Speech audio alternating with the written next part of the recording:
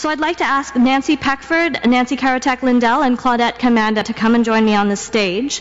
Nancy Peckford, as you all know, and most of you are familiar with, is the Executive Director of Equal Voice. Before she joined Equal Voice, she was with the Feminist Alliance for International Action and started out her life in Ottawa on the Hill as a parliamentary intern.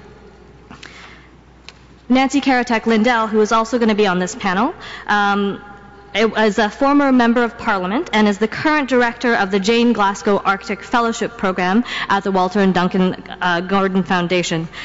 She's been a Member of Parliament and was the first female representative of the Eastern Arctic and the first Member of Parliament for the riding of Nunavut. And Claudette, we've had a chance to meet this morning. She, as we mentioned earlier, is the Executive Director of the First Nation Confederacy of Cultural and Education Centres of Canada, which focuses on preserving First Nations language. I'd like to ask the three of you to join us on the stage, please.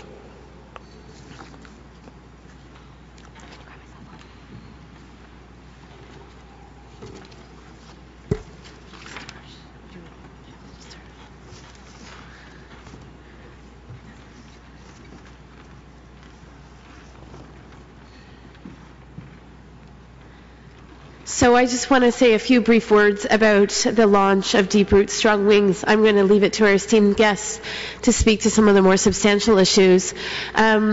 We began this program, in fact, prior to my staff time with Equal Voice, realizing that Equal Voice, in terms of its vision and its mandate, endeavors to be as inclusive as possible. When we vision a society where women are fully engaged in the democratic process at all levels.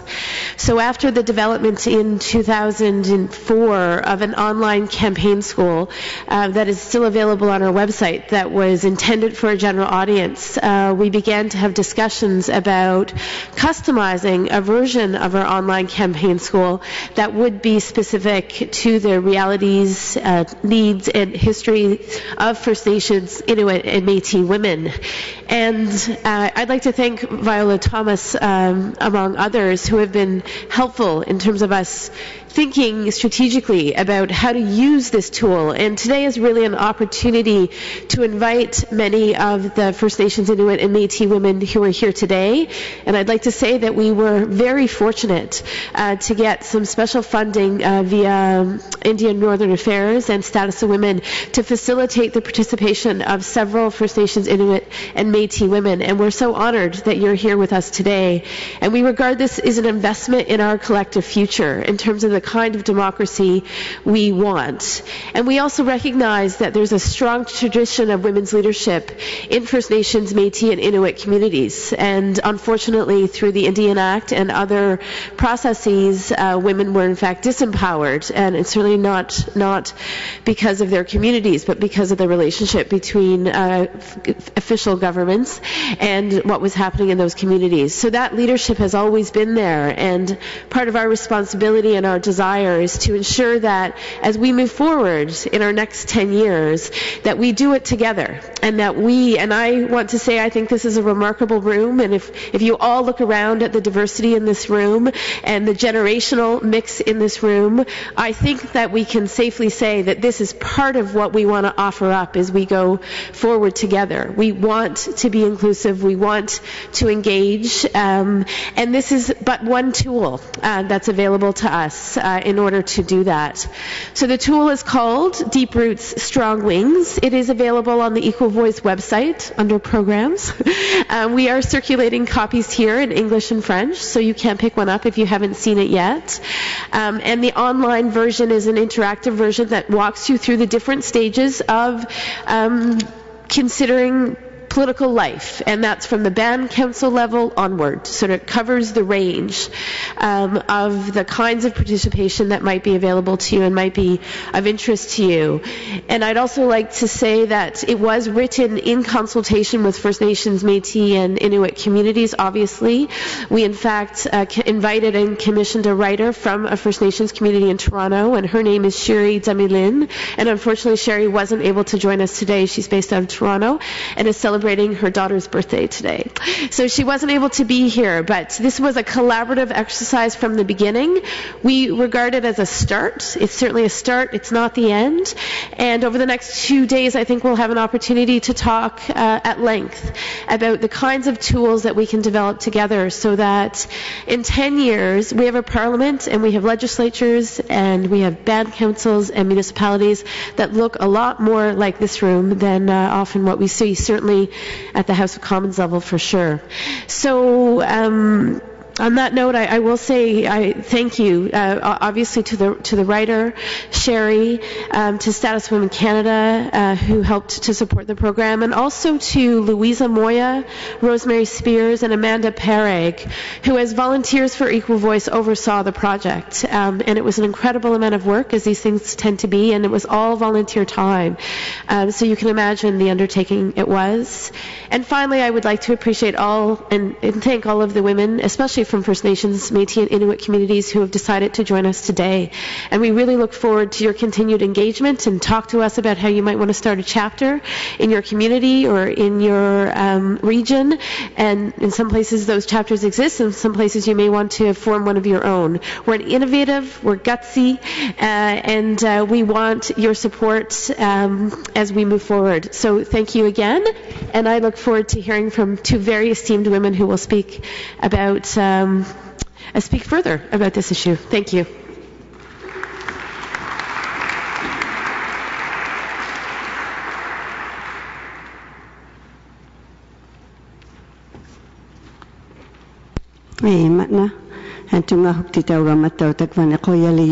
Thank you very much. I'm very honored to be here with you. As I look back to when I started getting involved in politics, and there's a quote from me in this guide. I really never did think that I was in politics, because at the time I just looked at it as community development. I was just one of the many people in my community trying to make my community a better place to live in. And that's really where we start, because we want to help other people. And I'm very honored also to come from a family that gave me the right background to start in my community. As you know, I'm Nancy Karetak-Lindell, Inuyunga. I'm an Inuk from Nunavut. I'm born and raised in Aglukkaq, and originally it was called Eskimo Point. And that was the only community I had ever lived in before I went away to residential school. And I come from a family of 10 children, and my parents were both in roles in our community where they continued to help other people in our community. My father was with the RCMP as a special constable, and my mother was a lay person with the church in our community. So I grew up in an environment where I saw my parents helping other people all the time. And so that gave us children an opportunity to observe and learn by seeing. And that it was instilled in us that we help our fellow person and other people in our community when they need it, because you never know when you might need that help yourself. So I grew up in a very small community where you knew everyone and everyone knew you. And so the obligation was upon us to lend a helping hand in our community. So that was the environment that I came from. And so when I came back from school to my community, I felt that I had to give back to my community. And I wasn't sure how, but someone came up to me and asked me to finish out a term where someone had resigned from our education council. And of course, my first reaction was, oh, I don't know how to do that. I don't think I could do it because I've never thought of being in an elected position. And so this person told me, we're on the Education Council. None of us have ever finished school. You have. You can represent the views of someone who has been through the system that we on the Education Council are making decisions about, but we have no first-hand knowledge of having been through the system. You have. So when they put it in that context, I was more comfortable with sitting out the last 3 months of this person's term that had resigned. And so I liked it so much I never left again. But it gave me a chance to realize that sometimes we don't see something in ourselves that someone recognizes that we have that ability to do. And I think that's one of the reasons Aboriginal people have a difficult time getting into politics. First of all, we don't think of it as politics because, as I said, we see it as community development and opportunity to help. But whatever title is on it, it's all about helping people. And secondly, we tend to underestimate ourselves and say that I don't think I could do that.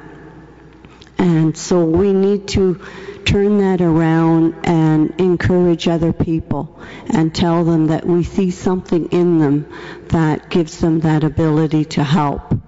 And my other advice always is start at the local level, because that gives you the foundation to work with people and see what you can do at the community level. And I have to say, once I sat in the House of Commons for the first time, there were 301 members. And I had a moment of panic thinking, like, what am I doing here? I don't know if I could do this after all. And then the more I thought about it, I realized I got here exactly the same way as the other 300 people. I was elected to represent a part of this country. And as I sat there, I realized no one else sitting here knows what it's like to live in a small community with no roads and grow up through the transition of time that many of our people have gone through, and the changes that we have had to endure from my grandparents to my parents and even to myself.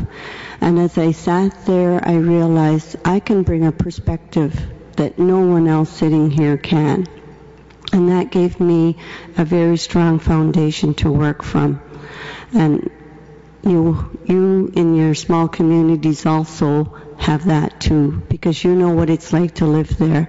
You know what it's like to have those challenges that no one else in this country has.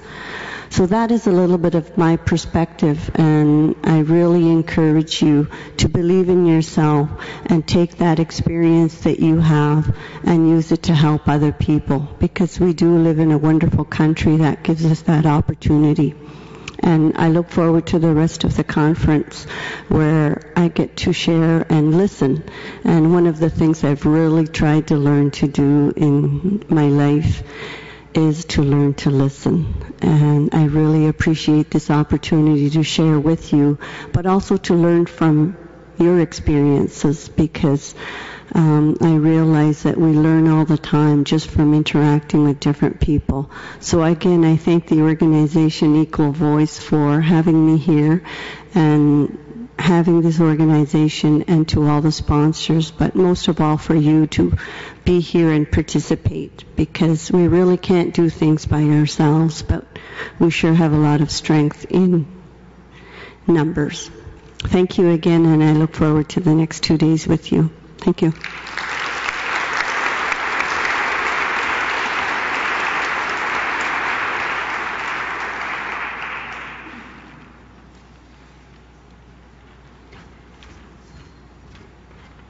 I'm back. Before I left earlier, I should have pulled Arnold Schwarzenegger and said, I'll be back. I'm back. I want to thank Viola Thomas for asking me to serve on the panel to provide an overview of to give you an example of some of the leadership roles that Inuit, Métis, and First Nations women have held in political leadership. But before I go into that, I'd like to say Chimigwej ni Shimesak Onji Chimino Nogomon. That was a beautiful song, so I thank you, my sisters, for sharing that song with us. And I'm certain that our sisters that were blessed with this song, our sisters who are detained in those prisons, they appreciate each and every time that the song is sung for them. And I know that our sisters that are out there on the streets and our sisters that are missing, they appreciate that song as well. So we carry it very dearly in our hearts for all our sisters. Before I speak on the significance of the launch of the free online course designed to inspire and encourage and promote First Nations, Inuit, and Métis women to become engaged as leaders, I think it is important that as Canadians, you understand and appreciate who our women leaders are, who have helped pave the way for our women from First Nations, Inuit, and Métis communities. And there are many, many, many of our women. Our grandmothers, for example, from way back to even present day. But because of time constraints, I cannot profile and identify all those women. But I will give you a few examples. Thelma Jelefu is a Métis woman, and she was appointed to the Canadian Senate on the advice of Jean Chrétien on November 26, 1997. She served in the Senate until February 8, 2004. Prior to her appointment to the Canadian Senate, she worked as a teacher and was active in the Métis community. She has since returned to her roots and now operates the Michif Cultural Institute in St. Albert, Alberta. It's an organization devoted to educational efforts on behalf of the local Métis community. As Thelma had stated, I was the first Aboriginal woman ever appointed to the Senate of Canada. I am the first Métis ever appointed to the Senate of Canada. And what I find is that sadly, Canadians know very little about Aboriginal peoples.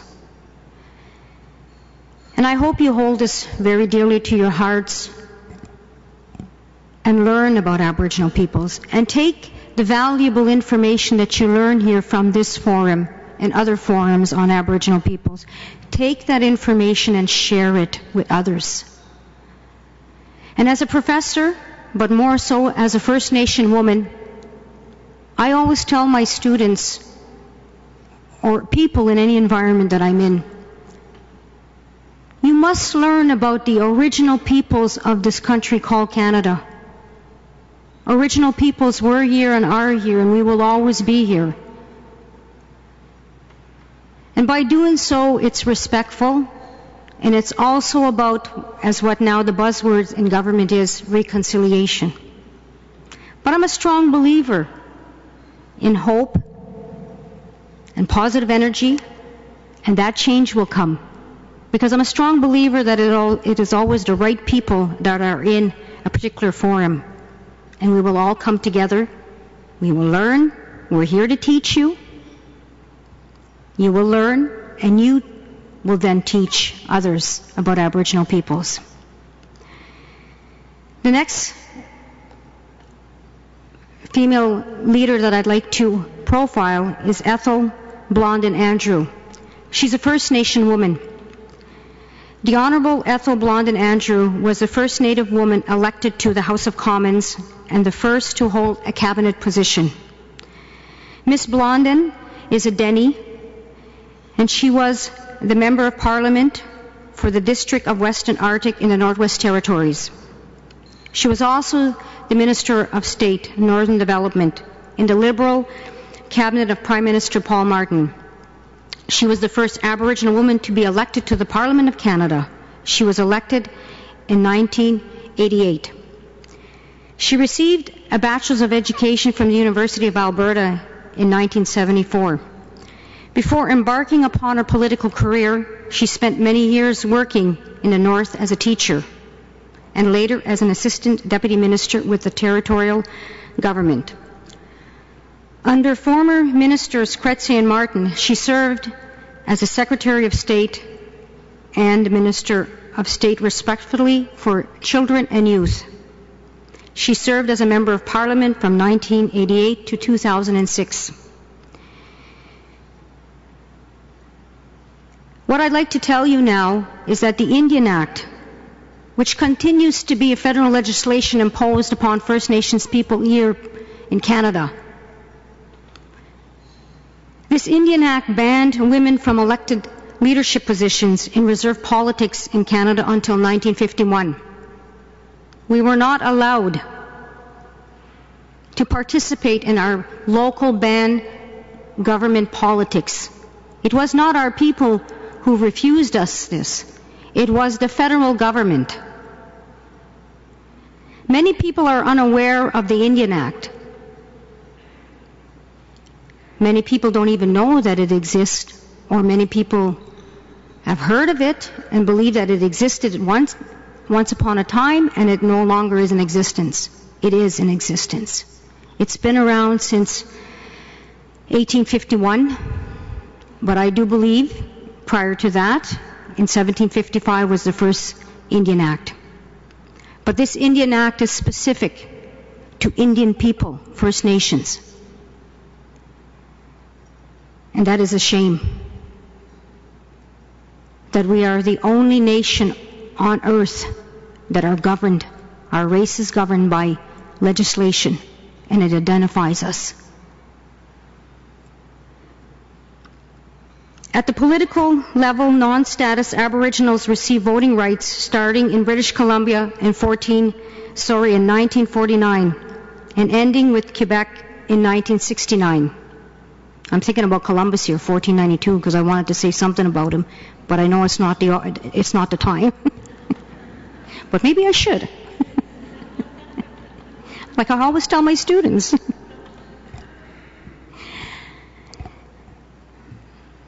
When did colonization begin? 1492. And this doctrine called discovery, it's a myth. But unfortunately, it's a myth that is a reality because it is used against First Nations people, because they claim that they discovered us. But no, I always say to my students, we discovered him. After all, you all know the story of Christopher Columbus. He was lost, right? He was looking for India. So it's not that he discovered my people, we discovered him. He was looking for the land of milk and honey, and yes, he landed on the land of milk and honey. First Nations women experience state legislated exclusion from the political process under the Indian Act. This rule was changed in 1951 amendments to the Indian Act that enabled them to participate in reserve politics as both candidates and voters. First Nations women have been officially governing reserve communities. And yes, we have, even prior to this Indian Act. Because in our traditional teachings, in our traditional forms of First Nations governance, it was the women who were the leaders. Because we operated in matriarchal, matrilineal societies. It was the women. And we continue to hold those types of leadership in our communities, even though we were not allowed to practice that. The first female Indian Act chief, Elsie Marie Knott, was elected in 1952, a First Nations woman. Today there are approximately 120 women chiefs and more than 800 women councillors across Canada. First female leaders are moving ever closer to what political science Drew Darlup calls a critical mass. Darlup states that 33% of the female presentation threshold is important because it is the point where women become a critical mass and where their number is large enough to induce change in the normative conception of leadership. And we do see that in our communities. And that is very positive, a very positive change. To go back to Elsie Knott. Elsie Knott made history when she became the first woman in Canada to be elected as a chief of her First Nation community. While that feat earned Knott a place in history books, she chose to take on a leadership role not to make a name for herself, but to improve the lives of the people in her community. And you clearly heard that when Nancy had expressed and shared with us her experience. She took on this role, not for herself, but for her people. And that is the responsibility that we women hold very dearly and respectfully in our heart and our spirits. We do this for our people, for our communities.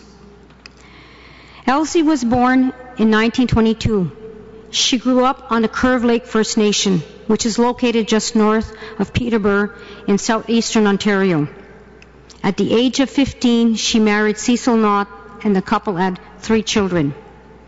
She was first elected chief in 1954, just 3 years after the amendment to the Indian Act, which gave Native women the right to vote in band elections and hold positions on band councils. She served until 1960, then was elected to the position again in 1970, and she held that post until 1976. Talk about a strong woman. Because that is very challenging when you're in a leadership position. But again, I stress, she did this for the people, her community.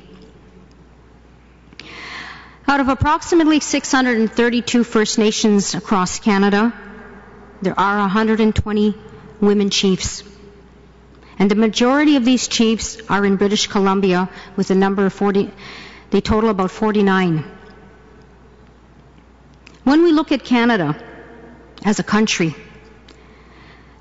the federal franchise was extended without qualification to all First Nations people in 1960. We didn't have the right to vote until 1960, when the rest of Canada and other women, Canadian women, had a right to vote long before our people had a right to vote.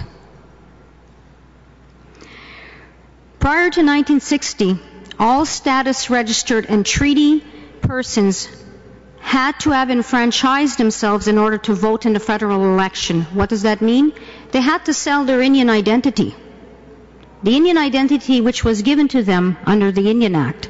They had to sell this identity, sell their Indianness, sell their Indian rights in order to become a white person, a Canadian. So they would have the right to vote. They would have the right to employment, the right to education.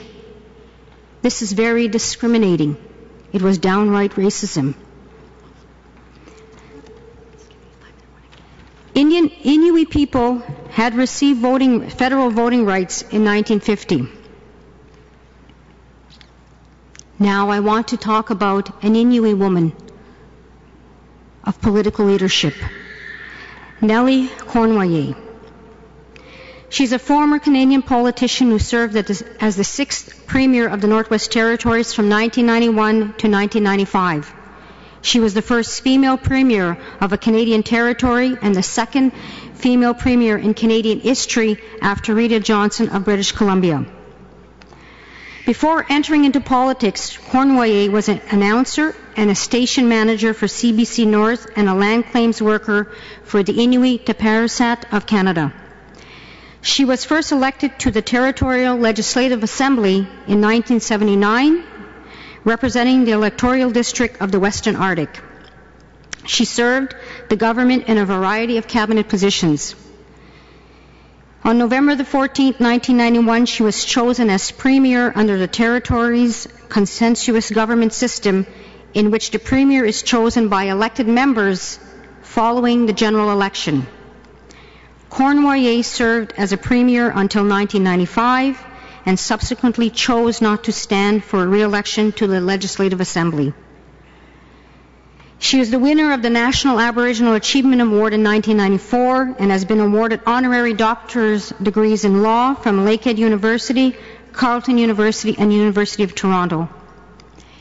In 2008, she was made an officer of the Order of Canada, as well as inducted into the Aboriginal Business Hall of Fame. And I commend her for these awards that she has gained, because credit is due for the strengths as a leader. And in the same way, I say that to all our First Nations, Inuit, and Métis leaders, our women leaders. Credit must be given to these women to stand up and take action and stand up for their communities. And I encourage First Nations women, Inuit women, Métis women to become active in your local politics, in your regional and federal politics. Absolutely. I love politics. It's a challenge, but I love politics. I think I'm in the wrong profession as a nonprofit organization. Is this my political campaign? No, it isn't. But I encourage our sisters, my sisters, to please learn about this. Ignite that fire that's in your spirit and take your rightful place as leaders in your communities, in your nations, and in this country. I also want to share with you that prior to the British electoral system being adopted in Canada, that many of our communities were governed through the matrilineal processes throughout Canada. And we are now reclaiming, recovering, and restoring those processes. The matriarchal and matrilineal process, those structures, because that is what was given to us by Creator from our creation since time immemorial, and it is our right to continue to practice what was given to us. I wish to congratulate Equal Voice for your efforts to bring First Nations, Inuit, and Métis youth to be part of this decade of celebration, to advocate for more women to be in Parliament. And I encourage you to do so, my young sisters. You are tomorrow's leaders. So will all of the Indigenous youth please stand, because you are making your story, your history, for our future by being here. Please stand and please give them an applause.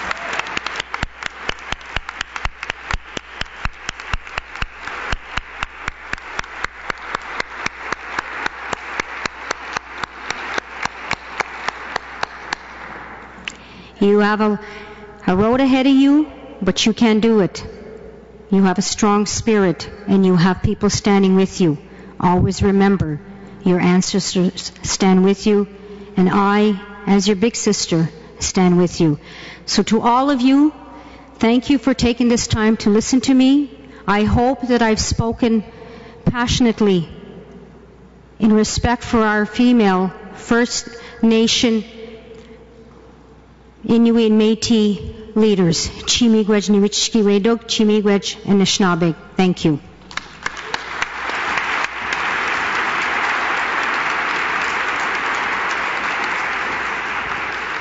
Thank you very much, Claudette. Those were very moving words. To close the panel, I'd like to ask the drummers to come and join us again. But I want to just say very quickly that in this week of International Women's Day, what a moment that we have to kind of reflect on an incredible history of women's leadership from Aboriginal women, from Inuit, Métis, and First Nations women, and how much learning do we have to do as Canadians. So thank you very much for sharing that with us. On each of the tables, I think there are copies of the report also available online.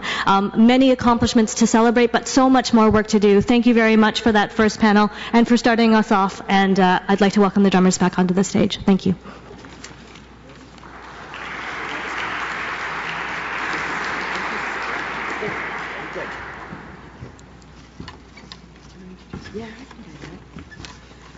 Our next song will be Anishinaabe Kway. and it's honoring, bringing our clans and our dotems, our women from the grandmothers, to call them in today to help support us and for us to be able to receive what we need today. Right.